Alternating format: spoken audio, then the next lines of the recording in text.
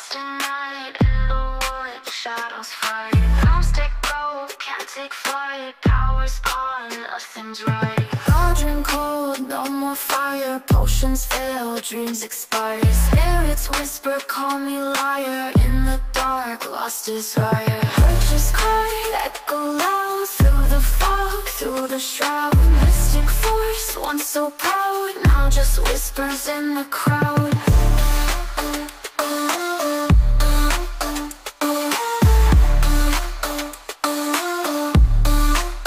Babaylan TV. Hello Pisces, welcome po sa inyong reading. So this is for February the 15th to February the 21st reading. Para po sa mga bago, don't forget to click the subscribe button, smash the like button, comment below kung kayo po ay nakaka-resonate, and hit the notification bell. Kung gusto niyo pong sumali sa ating live sessions, doon po yan sa ating kabilang channel. That is Babaylan TV. No, yan po ang ating unang channel catered for our international audience. Ayan. So, again, nagla-live tayo doon. Pwede kayong sumali, ha? So, gusto ko lang pong sabihin sa inyo na kung hindi kayo makaka-resonate dito, i-release ko po yung February the 15th to the 21st doon po sa Babaylan TV right after this, baka bukas o sa Makalawa, no? So, you might want to check on it. Ibang readings yun, ha? I want you to know that this is a general reading. You may resonate with some bits and pieces of the reading, or you may resonate with the entire reading, no? Take what's only yours. So tingnan na natin dito, Pisces. Sinasabi dito na parang ang laki-laki ng magandang pagbabago, no? Pagbabago na somehow inaasahan natin. Somehow, sinasabi natin dito, yun yung minamanifest ko, no? Lagi ko kinikwento, sinasabi, kahit sa ibang tao, sa sarili ko, no? Ingat-ingat lang muna, banda, no? Sa ating, especially doon may mga evil eye kasi. I believe in the evil eye, kaya medyo dapat ingat-ingatan natin yan. Ano nga ba yung evil eye? Ito po yung mga pagsasabi ng mga hindi pa tapos na bagay, no? I experienced that, no, nung pinapagawa ko yung bahay. Pinapagawa ko pa lang, no? So we are on the process ngayon, patapos na, no? Pero matagal siyang natenga dahil parang feeling ko may mga tao talaga na, you know, hindi man inggit, may ill will, no? Na parang hindi yan matatapos, ganyan-ganyan. So, ingat-ingat lang tayo. I believe in that, no? So, speaking of, baka this month or by March, no? Mag-release tayo ng Evil Eye Bracelet. Well, anyway, going back to the reading. Siguro ito yung lagi mong minamanifest, no? Pinagdadasal, yan, pagkagising sa umaga, bago matulog, I'm seeing here, dire-diretso tayo sa pag-achieve nito. Or parang hindi siya nawala sa isip mo kahit sa isang araw, no? Whether it is tao, bagay, pook, pangyayari, no? So, parang ang sinasabi natin dito, kailangan ma-experience ko ulit, no? Tao. Pag sinabi natin ditong tao is yung meron tayong sa mga crushes, no? Gusto natin maging crush tayo ng crush natin or ma-fall in love sa atin yung tao. Doon sa mga may relasyon na, no? I want this to be forever, no? Doon sa mga mag-asawa na sana hindi kami maghiwalay, no? So parang panghabang buhay na to. Sana maayos yung finances namin, sana maayos yung buhay ng family ko, no? Sana magtagal din ako dito sa trabaho. Whatever it is, that is abundant to you. Abundance kasi may mean different things for different people, no? Abundance may mean literally pera sa ibang tao, abundance may mean peace of mind sa ibang tao, abundance may mean itong relasyon, no? Buhay pag-ibig, abundance may mean ito yung aking trabaho, ang aking position, that's abundance for me, no? This lifestyle for me is my abundance. So, gusto ko maging stable, no? Mag-ano siya dyan, mag-stick, Ayan, with the Six of Swords. So, ang nakikita natin dito, parang tuloy-tuloy naman siya, no? Kahit papano, no? Minsan mabilis, minsan mabagal, pero parang dun pa rin papunta eh, no? Ang sabi nga sa manifestations is, wag mong, as if, wag mong pansinin kasi doon ka rin papunta, no? Kasi the more na may rift, no? The more na nagsasagwan ka, um, either you're going against the flow, hayaan mo, doon ka rin naman papunta with the Four of Wands in here. Stability, yun doon papunta ang yung stability kasi Six of Swords signifies going through a calmer water. Baka kasi ngayon, ito yung tinatawag nating wala masyadong problema, no? Wala masyadong stress, nakakain 3 beses sa isang araw, pero wag mag-settle lang doon ha. Kung pwede naman, wag din maging sobra, no? Wag naman kumain ng 12 beses sa isang araw. What I'm trying to say is, if there's hunger in you, not in literal form, pero yung hunger to achieve your goal, why not take it as your inspiration? Use it as your fuel, no, to achieve whatever it is, yung manifestations mo. With the Queen of Pentacles. Ang ganda-ganda naman ito. Ito na yata ang isa sa pinaka-abundant at isa sa pinakamagandang reading or cards na nakikita ko. Dahil with the Queen of Pentacles, parang sinasabi mo dito, nakikita ko na yung sarili ko sa buhay na ganon. No? Again, whether it is, I think that you're living in the now. And I think that's the most important thing.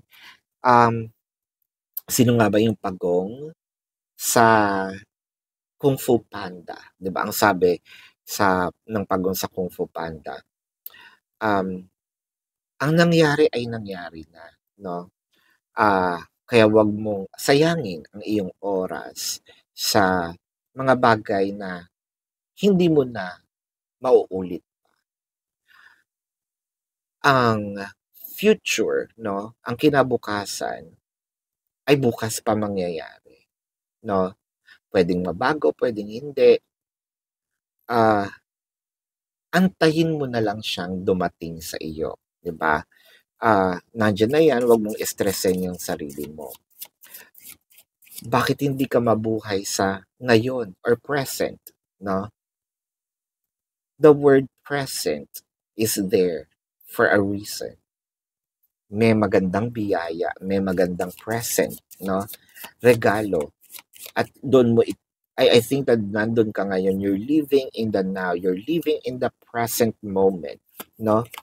With the 8 of Wands and the Ace of Cups. So, ang nakikita natin dito, ang namumutawi sa iyong bunganga ay puro kasaganaan, no? Parang you're never entertain, alam mo, dun sa masasaktan ka. Kasi, Pisces, kapag sinimulan mo yan, alam mo to, kapag sinimulan mo at binuksan mo yung pintuan ng negativity, dire-diretso yan. Nasa tamang posisyon ka ngayon, arriba lang. No? Ibig ko sabihin, dire-diretso mo lang yan. Sino ba yung konti yung problema? Okay. That's okay. Konti lang naman ang problema. Wala naman taong walang problema. May problema, yes. Kaya naman, no? Humihinga naman. So, alam ko malalagpasan, no? With the Knight of Wands and the Ace of Wands, ang ganda, yung passion mo ngayon is dire-diretso. Unlike, I feel like, Pisces, sabihin niyo sa akin, sino yung last year sobrang doubt sa sarili nila? Ines, bagot, sinisisi yung sarili, buwisit sa buhay. I think like this, especially itong dumating na punong-puno ka ng pag-asa. No, itong 2025. Wheel of Fortune and the King of Wands. Alam mo, feeling ko, ikaw itong makakapag-achieve nitong Wheel of Fortune. Kumbaga, sa journey na ito, meron kang matutumbok, meron kang parang yung speed up, no? Para kang merong life hack, no, na matatalisod at makikita mo kung paano ito i-achieve ng mas madali kesa sa yung inaasahan. Nine of Swords and the Five of Swords. This is something that's, sabihin mo ng, kasi madali kang ma-shake no, Pisces. Yun nga sabi ko, kaya wag mong simulan ang isang, wag mong simulan ang isang imagination. Lalo na kung negativity ito, no? Paglabanan mo, umalis ka doon sa lugar na yon, no? Sa lugar ng negativity sa isip mo. Alam mo yung sinasabi ko, malalim kang tao, Pisces, no? And Moon card, this is your card. With the Two of Swords, tanggalin mo na yung mga anxiety, or overthinking. No? Kasi pag tinanggal mo yung overthinking, anxiety will follow. No? Mawawala din yan. Instead of focusing yourself to those that you cannot control, focus yourself to those things na kaya mo i-control, which is your emotion. No? Pag ba naglumpasay ka, pag ba naglumpasay ka dyan sa nangyayari sa sitwasyon mo, dadami yung pera mo. Bakit instead na maglumpasay ka, brush yourself up, kumilos ka.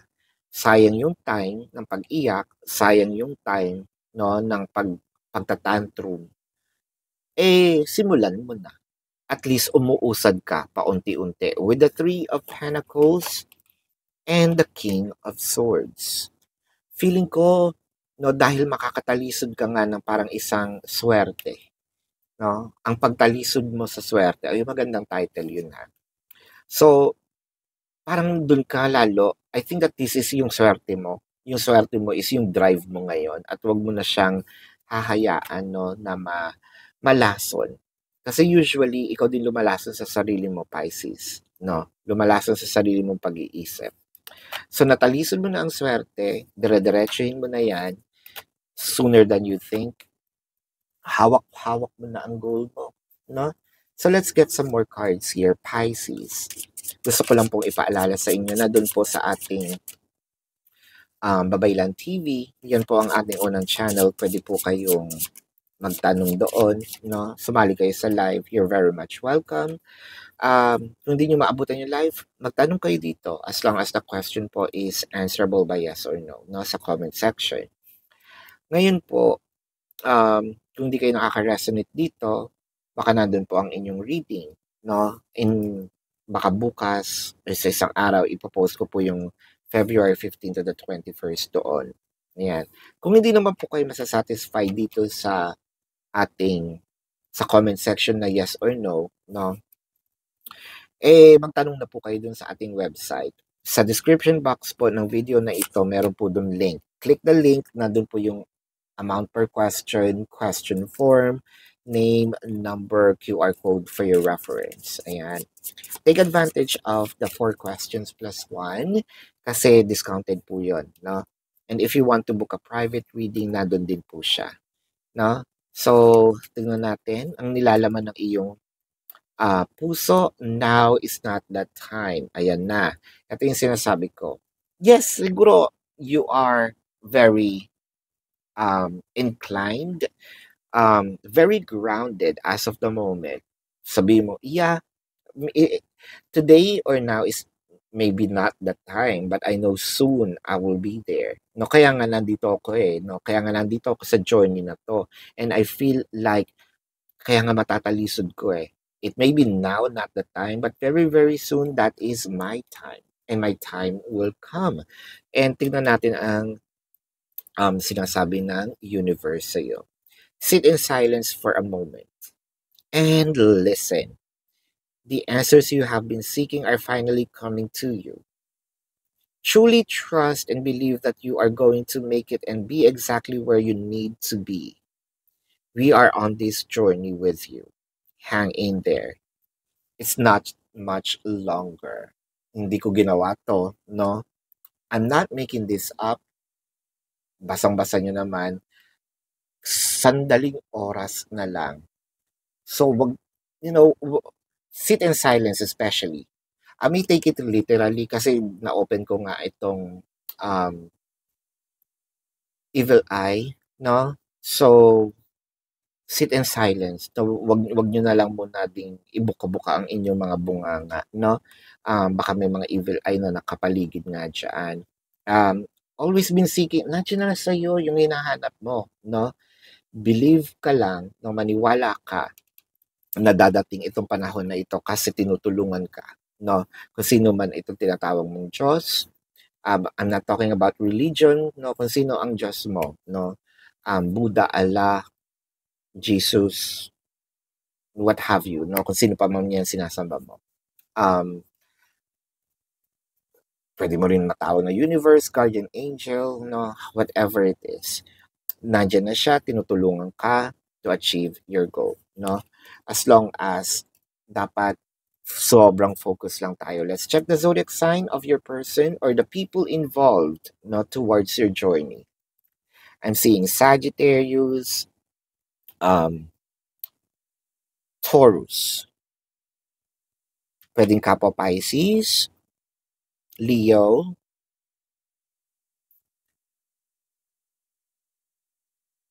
Scorpio, Virgo,